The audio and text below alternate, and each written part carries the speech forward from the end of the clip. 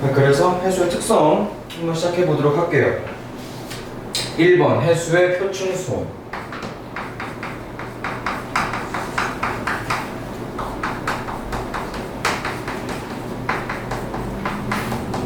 얘들아, 표층이라고 한다면 우리가 흔히 어디를 얘기하냐면은 바깥, 즉 햇빛과 가장 첫 번째로 만나는 부분을 우리가 표면 혹은 표피 그렇게 얘기를 하는 거죠. 그렇기 때문에 해수의 표층 수온, 햇빛을 그대로 때려받는 그 제일 첫 번째 면을 우리가 표층 수온이라고 하는 거야.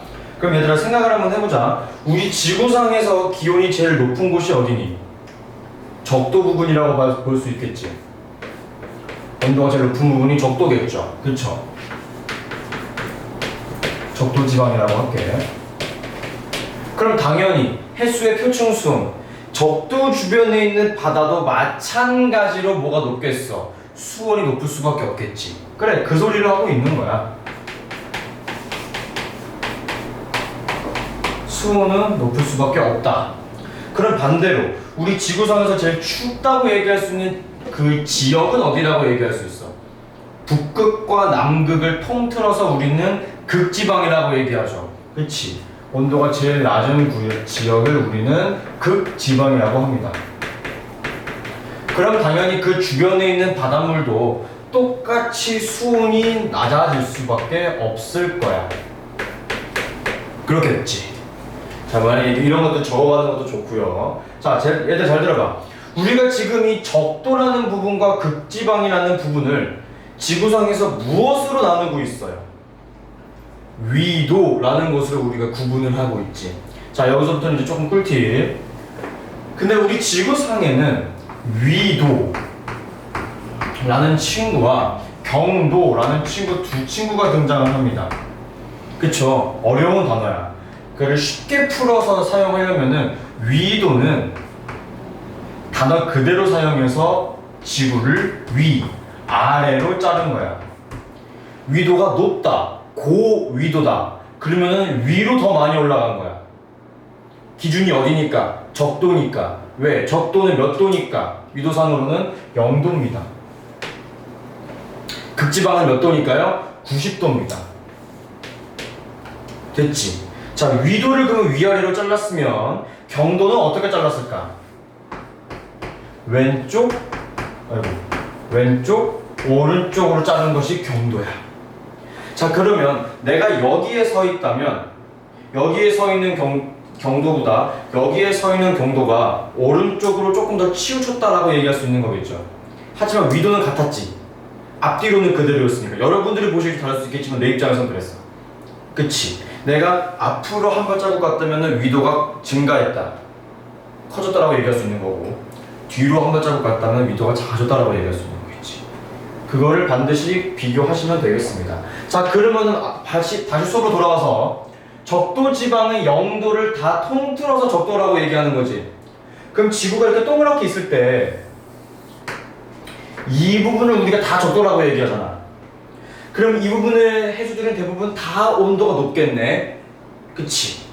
그리고 지구 맨 꼭대기 여기랑 여기를 우리가 극지방이라고 얘기하죠. 그럼 여기에 존재하는 해수들은 다 온도가 낮겠네. 그래서 결론이 무엇이냐면은 해수의 표층 수온은 대부분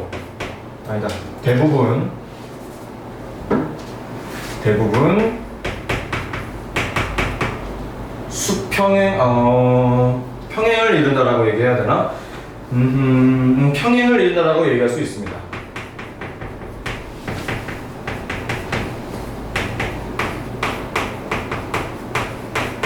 이해했죠? 제가 지금 무슨 소리 하는지. 그치? 왜? 0도, 30도, 60도, 90도 이렇게 올라가게 되니까.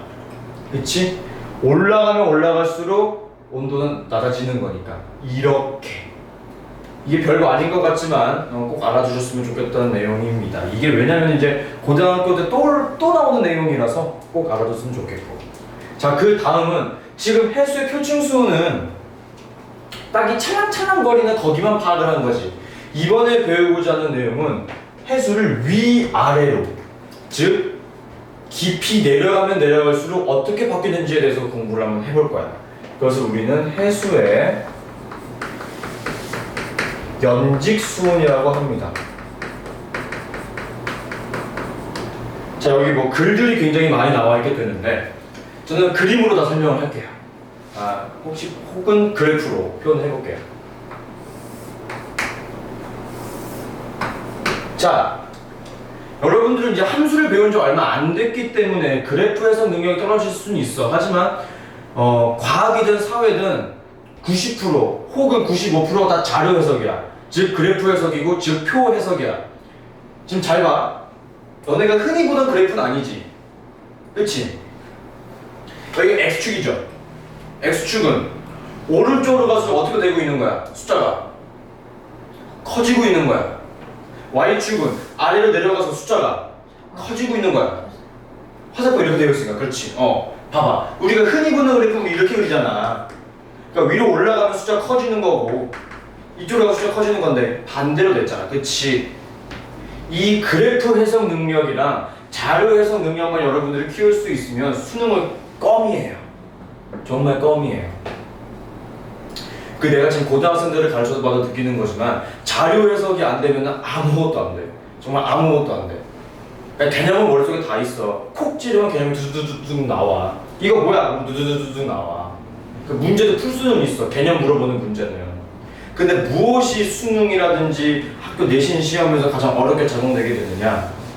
표, 그래프, 혹은 난생 처음 보는 그래프. 이 정도는 X축, Y축만 있으니까 편하지. 근데 이제 고등학교 가게 되면 그래프를 이렇게 그려.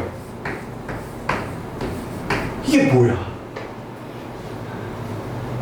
아니, 내려갈 거면 같이 내려가던가. 이게 반대로 그리는 게 좀 너무하잖아. 그치? 이런 식으로 그래프를 막 그리기도 하고요. 혹은 뭐 이런 식이라든지. 이런 그래프 나오기 시작하면 진짜 해석하는데 막 하루 종일 걸려. 막 미치겠어. 이런 그래프 막 보면은. 이런 그래프들이 막 나오니까 힘들더라 라는 내용인 것 때문에 저도 수학을 잘하는 편은 아니었어요. 수포자였고 대학을 가기 위해서 수학을 어떻게 공부했냐면 답지를 외웠어요. 교과서 답지를 외웠어. 자신이 없었거든. 문제를 풀 자신이. 왜냐면은 내가 학교에서 문제집을 나눠준다기보다는 가서 사오라고 해. 고등학교 3학년쯤 되면은 학교 교과서로 수업을 하지 않고 EBS 책을 가지고 수업을 하는데 한 문제가 안 풀리는 거야. 단 한 문제가. 웃었지 지금? 웃었지 지금? 나중에 보자. 몇 문제도 풀기 힘들 거야 진짜로. 한 문제가 안 풀리는 거야. 단 한 문제가. 그래서 어떻게 했냐면 그냥 답지를 외웠어. 그럼 한 1번부터 한 2번, 3번까지 맞출 수 있지 않을까 싶어서 나머지 내가 풀어야 되겠지. 외웠어. 그렇게 해서 풀었는데 그때 딱 느꼈던 게 이거야. 아씨, 그래프만이라도 좀 자세히 해석이라도 할 줄 알걸. 연습이라도 할걸. 그거였어. 내가 수학을 포기했는데 과학까지 못했어. 그래프 해석이 안 돼서. 그러니까 여러분들이 만약에 정말 실생활에서 혹은 수학이 아닌 다른 과목에서 조금 더 수학이라는 과목을 응용하거나 활용하고 싶으려면은 이것부터 좀 익히는 연습을 하셔야 될 것 같아. 오케이? 이건 진짜 내가 너무 힘들어서 했던 얘기고. 자, 다시 수업으로 돌아가서 기본적인 것부터 한번 해볼게요. 그래프를 어떻게 그릴 거냐면은 자, 이렇게 그렸어요. 자, 이쪽은 표층에 가깝겠죠. 왜? 아래로 내려갈수록 숫자가 커지고 즉 깊어지는 거니까. 그리고 X축을 보니까 어때? 오른쪽으로 가면 온도가 높은 거네. 아하. 제일 표층이 온도가 제일 높고 제일 깊은 층이 온도가 제일 낮네요. 오케이. 우리는 이 그래프를 보고 아무것도 안 했지만 그래프 보고 이거를 파악할 수 있는 능력을 길러야 된다는 겁니다. 오케이? 이래서 사람이 수학을 해야 된다고 하는 거야. 나는 수학을 정말 싫어하고 정말 못했지만 이런 말을 해서 미안하고요. 자, 그래서 과학으로 돌아와서 나눠볼게요. 첫 번째 여기랑 두 번째 여기, 마지막은 여기. 총 세 부분 나옵니다. 수능에도 세 부분 나와요. 갈게. 첫 번째 여기의 이름은 우리가 혼합층이라고 합니다. 자, 혼합층이라고 불리는 이유는 뭐냐면 바람에 의해 바닷물이 위아래로 계속해서 섞이는 곳이기 때문에 혼합층이라고 합니다. 즉, 뭐 바닷물, 바람 다 중요한데 딱 하나 기억하세요. 바람이 강해지면 혼합층의 두께도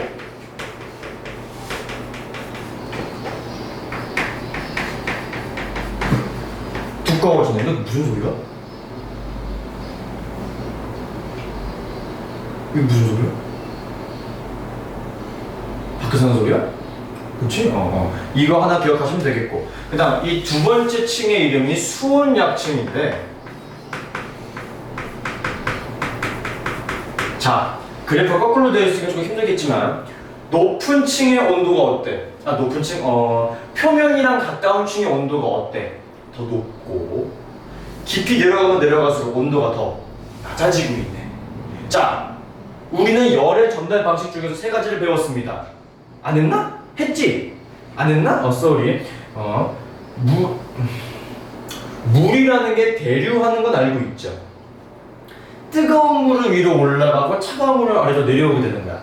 그러나 지금 이 수온약층의 수온 분포 보시면 어때요?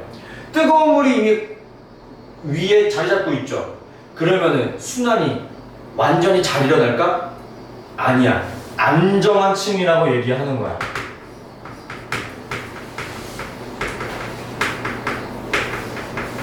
여기는 안정한 층이라고 얘기를 하는 거야. 즉, 대류가 안 일어나는 건 아니고, 물에서는 자체적으로 대류가 일어나긴 하겠지만, 뜨거운 물이 올라가고 차가운 물이 내려오는 그런 대류는 일어나지 않는다라는 게 중요한 겁니다. 또 하나, 이 밑에 층의 이름이 심해층이거든요. 이 수온약층에서 또 다른 하는 일은 혼합층과 수온약층의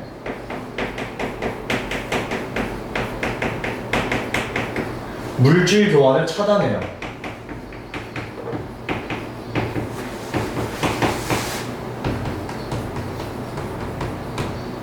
즉 다른 물로 만들어 버리는 거야.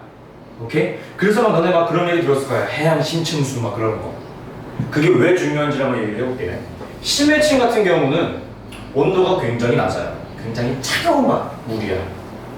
가장 중요한 거. 심해층은 계절, 위도 상관없이 일정하게 계속 온도가 낮아요. 오케이? 가장 중요하다는 얘기고. 자, 그래서 내가 재밌는 얘기. 우리는 알고 있어. 차가운 콜라의 탄산이 더 많죠. 뜨거운 콜라의 탄산이 더 없는 것처럼. 그래서 해양 심층수를 이렇게 개발을 한 거야. 기업들에서. 왜? 바닷속 깊은 곳에 잠들어 있었고 굉장히 차가운 물이니까 그만큼 산소도 많을 것이다. 그리고 미네랄도 많을 것이다. 사실 꼭 그렇지만은 않아요. 됐고, 이게 해수의 연적 수온이라는 거 알아주셨으면 됐습니다. 그 다음으로 내가 수업할 건 뭐냐면은 여기만 지울 거야. 이제 나 할 내용은 위도별로 연적 수온이 어떻게 되는지를 한번 공부해 볼 거야. 위도별로. 첫 번째, 적도. 두 번째가 색깔로 할까? 지금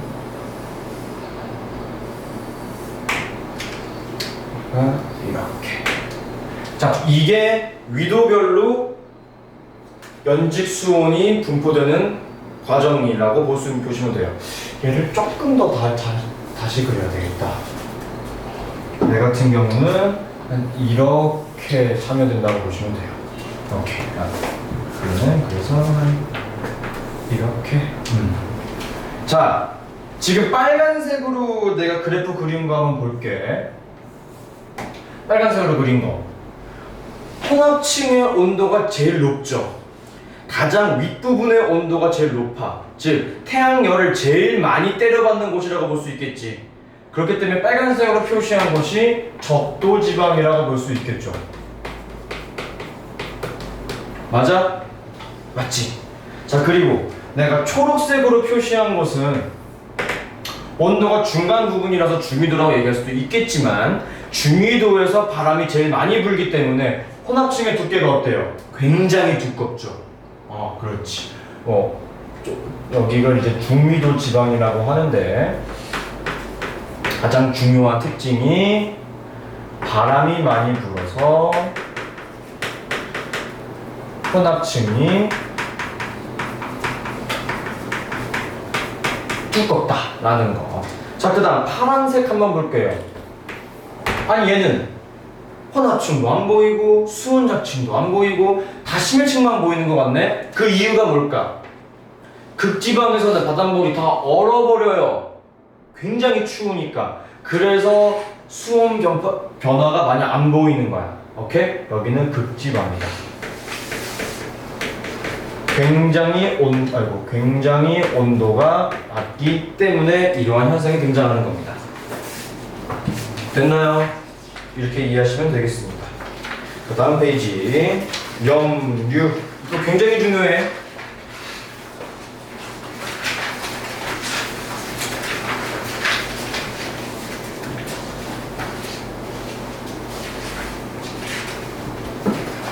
자, 이 염분이라는 것은 말이죠. 염류. 해수에 녹아있는 여러 가지 물질이야. 즉 쉽게 얘기해서 소금이라고 생각하시면 돼요. 바닷물 어때? 싱거워? 달아? 짜죠. 염류는 바닷물 속에 녹아있는 소금 성분이라고 이해하시면 돼요. 쉽게 얘기해서 소금 성분이라고 이해하시면 되겠습니다. 제일 많이 녹아들어 있는 게 염화나트륨이고요.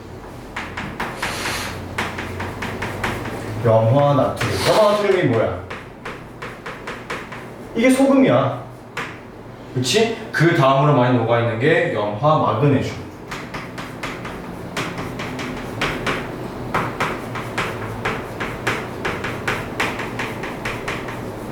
보통은 두 번째까지만 기억하시면 될 겁니다. 세 번째까지는 잘 물어보지 않기 때문에 우리는 이 정도 순서만 알아주셔도 될 것 같아요. 순서 물어보는 건 자주 등장하기 때문에. 자, 그 다음 염분이라는 게 하나가 또 나왔네. 염분은 뭐냐면은 비율을 얘기할 때 많이 사용을 하는 거야.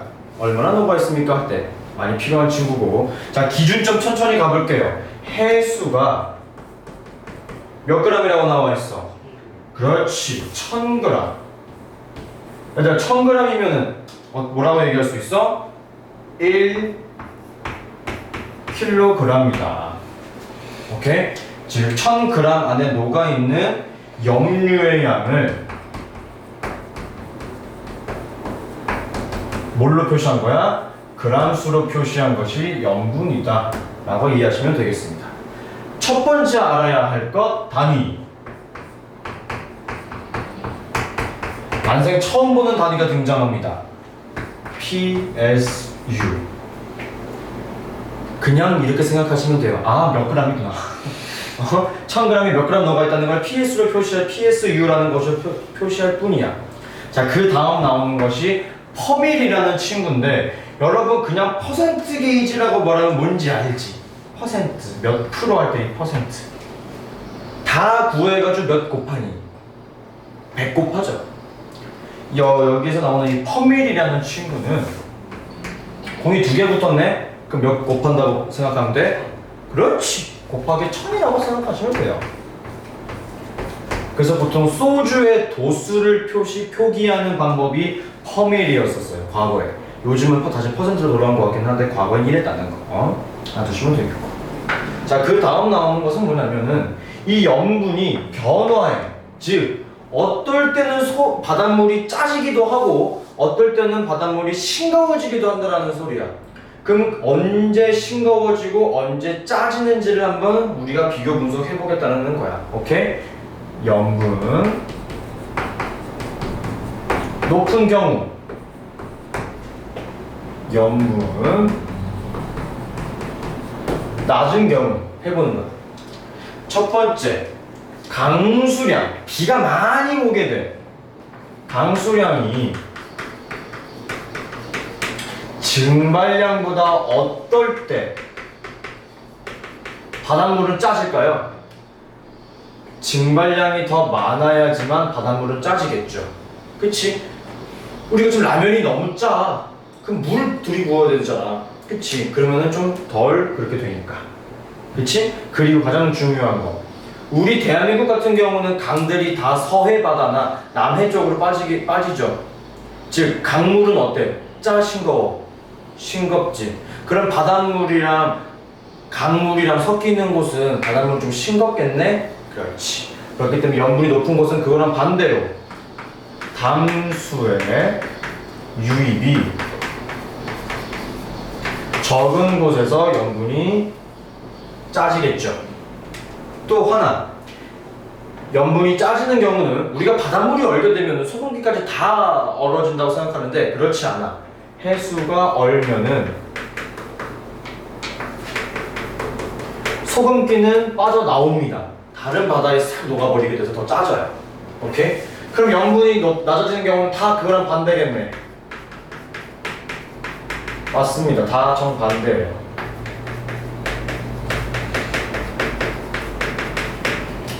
그리고 강물이 쭉쭉쭉 들어오게 됐을 때는 당연히 염분이 싱거워지겠죠. 아니, 바닷물이 싱거워지겠죠.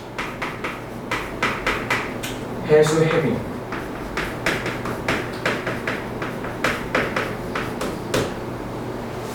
자, 뭐 오른쪽에 나와 있는 뭐 그래프라든지 염분의 단위 이런 것들은 뭐 크게 따로 터치는 안 할 거고 여러분들 쭉 읽어보시기만 하면 돼요. 그냥 곱하기 1000만 한다는 거, 내가 그래서 이것만 써놓은 것 뿐이야. 1000만 된다는 거. 그리고 한 가지 더 알아두면 좋은 게 우리나라 하나만 알아둡시다. 우리나라 같은 경우는 평균적으로 해수 무슨 소리인지 알 수가 없네. 저기 지금 1000g의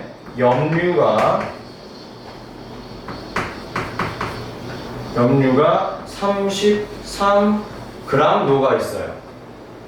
즉 PSU라는 단위로 바꾸게 되면은 총 33 PSU가 되고요. 이게 우리나라 기준이야. 우리나라.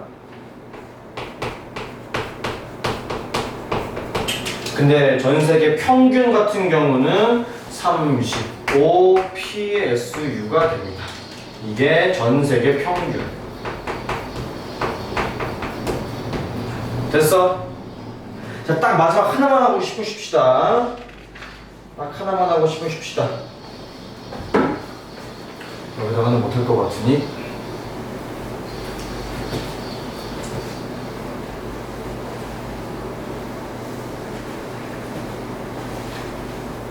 자, 염분비 일정 법칙이야. 얘들아, 이게 생각보다 너희들을 많이 까다롭게 만들 거야. 계산을 해야 하거든. 더하기 빼기 곱하기 나누기를 해야 하는 곳이기 때문에 좀 많이 짜증날 겁니다. 천천히 따라와. 천천히 따라와. 자, 우리 지금 북극해랑 우선 쓰고 시작하자. 염분비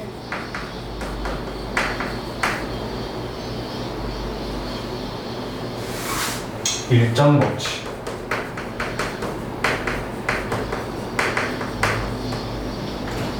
뭐 어서 계속 박수하는 소리 맞아? 저 차 공업사에서 나는 소리인가? 아, 맞네. 그 뒤이네. 자, 염분비 일정 법칙. 거기 보시게 되시면 지금 첫 번째로 나오는 게 북극해가 나오죠.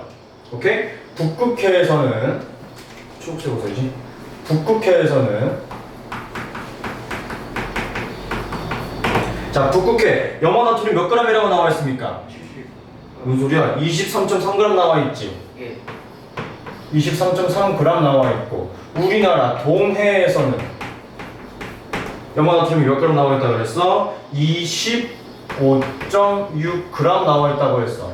누가 봐도 염화나트륨의 그램 자체가 질량 자체가 다르죠. 그쵸?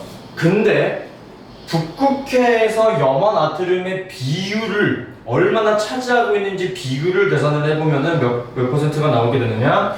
78%가 나온다라는 겁니다. 동에서도 마찬가지로 8%가 나온다라는 거예요. 그럼 여기서 우리는 무엇을 알 수 있냐? 방금 맨 위에서 배웠다시피 염화 나트륨과 염화 마그네슘의 그람 수를 몰라도 퍼센트를 몰라도 다른 아이의 퍼센트를 알게 되면은 이 부분은 다른 아이들 몇 퍼센트 차지하고 있는지 쉽게 구할 수 있다라는 결론에 도달하게 되는 거야. 오케이? 자, 그럼 이거 어떻게 구하게 되는지는 한번 볼게요. 자, 그래서 보통 어떻게 하냐면은 북극해에는 염분도가 몇이라고 나오냐면은 30g. 즉 해수 1000g에 염류가 30g 녹아 있는 거고 그 중에 염화 나트륨이 이만큼 녹아 있다. 오케이? 동해 같은 경우에는 몇 그램? 33g이 녹아 있다. 여러분 이거 비율 계산을 어떻게 합니까? 얘 같은 경우는 30분의 23.3g 해놓고 어떻게 하는 거야? 곱하기 100 해야 되는 거지. 왜? 비율을 퍼센트로 나왔으니까. 그치? 곱하기 100 해주면 나오는 것이 약 78%가 나오게 된다. 자, 그럼 문제에서는 어떻게 등장하게 되느냐? 그게 가장 중요한 거겠지. 지금 여기 동그라미에서 염화 나트륨, 염화 마그네슘, 황산 마그네슘, 황산 칼슘 총 4가지 나오죠. 그치? A, B, C, D 이렇게 나올 거야. 우리가 구하고자 하는 것은 염화 나트륨의 질량이야. 혹은 이렇게 2가지 정도 줄 거야. 얘만 값을 주겠지. 맞지? 그러면은 구하는 방법 알려줬고 비율 구해서 얘가 그래서 몇 퍼센트일까 구하는 문제. 그래서 몇 그램일까 물어보는 문제까지. 됐죠? 이게 오늘의 가장 하이라이트라고 저는 생각을 하고요. 제일 중요한 부분입니다. 나 미도백 안 했네. 야, 이거 딱 하나 빼먹어서 하나만 할게. 적도 겁나 뜨거워가지고 그만큼 증발이 많이 되는 것 같은데 그만큼 비가 엄청 많이 와. 비가 많이 오면 염분도는 어떻게 돼? 바닷물은 싱거워지겠죠. 염분도가 낮다. 그 다음 우리가 살고 있는 중위도 비가 많이 오지 않아요. 오히려 증발량이 훨씬 더 큽니다. 그래서 바닷물이 훨씬 더 짜요. 그 다음 극지방에서는 바닷물이 결빙하죠. 그 다음 빙하가 높죠. 빙하가 높기 때문에 빙하가 녹으면 그냥 우리가 흔히 마실 수 있는 물이 나오는 것이기 때문에 염분도는 낮아져요. 10분 쉬었다가 문제 풀고 추첨하는 것까지 합시다.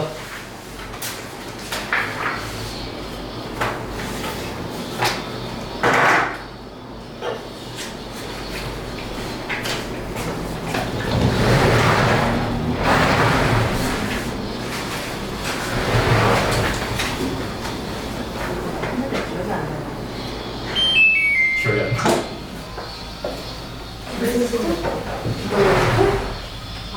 아니 이거 학교에서 했잖아. 잘냐? 다시 나왔어. 유튜브 몇 시야? 16분. 3시 16분.